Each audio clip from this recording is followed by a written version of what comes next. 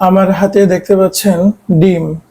আমরা বাজার থেকে ডিম কিনে আনি বাড়িতে।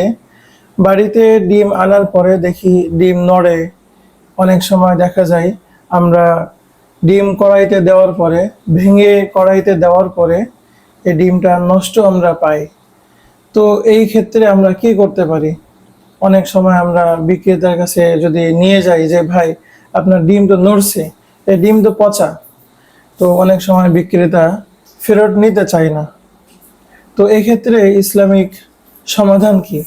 এই মাসআলাটা অনেক মানুষ আমাদের কাছে জিজ্ঞাসা করে থাকেন। তো এই ক্ষেত্রে মনে রাখতে হবে যে ডিম যদি পচা হয় তাহলে সেটা অবশ্যই বিক্রেতা ফেরত নিতে বাধ্য।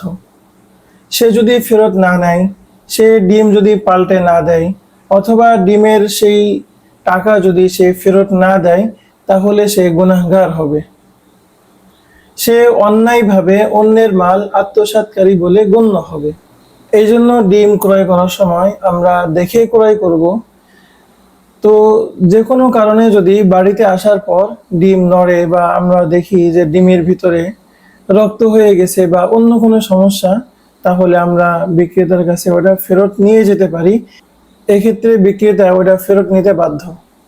অনুরূপভাবে এটা যদি আমরা কড়াইতে ভেঙেও ফেলি ডিম, তো তখনও যদি আমরা ওখান থেকে পলিথিনে করে ওটা উঠিয়ে, কারণ বিক্রেতার কাছে যদি কোনো রেফারেন্স আমরা দেখাতে না পারি, তাহলে খুব স্বাভাবিক কারণে সে তো ফেরত নিবে না।